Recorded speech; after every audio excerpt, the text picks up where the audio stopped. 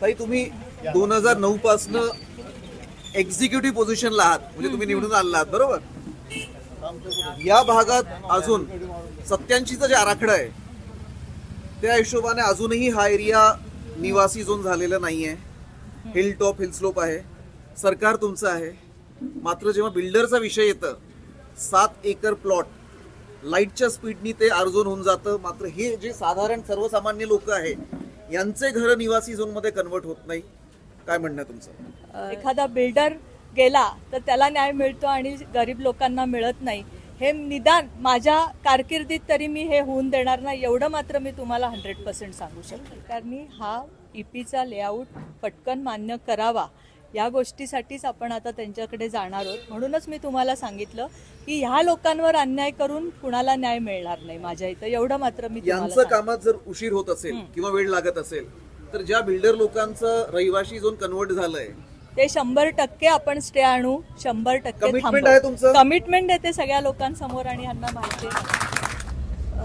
नमस्कार. काल माझ्या भागातल्या बिबवेवाडीतल्या नागरिकांनी ज्यांच्या घरांवर हिलटॉप पडलेला आहे आणि तिथल्या काही विकसकांचे भूखंड हे रेसिडेन्शियल करायचा सरकारचा निर्णय आला होता, त्यासंबंधी त्यांनी मला निवेदन दिले होते.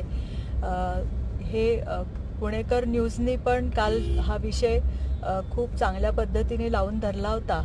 आज मी मुख्यमंत्री आणि उपमुख्यमंत्री देवेंद्रजी फडणवीस यांची भेट घेतली आणि स्वतः उपमुख्यमंत्री देवेंद्र फडणवीस हे मुख्यमंत्र्यांकडे माझ्याबरोबर आले आणि आम्ही मुख्यमंत्र्यांना यासंबंधी निवेदन दिले आणि मुख्यमंत्र्यांनी त्वरित हा स्टे दिलेला आहे, ही स्थगिती दिलेली आहे आणि पुढचा फेरबदल करून प्रस्ताव सादर करण्यासाठी युडीला सांगितलेलं आहे.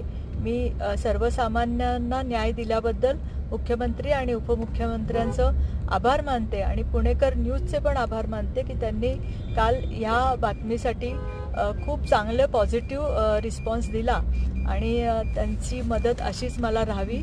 धन्यवाद.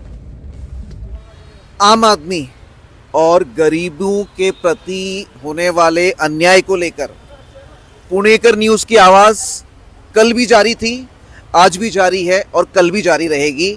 आपकी आवाज व्यूअर्स पुणेकर न्यूज उठाता रहेगा. फॉर पुणेकर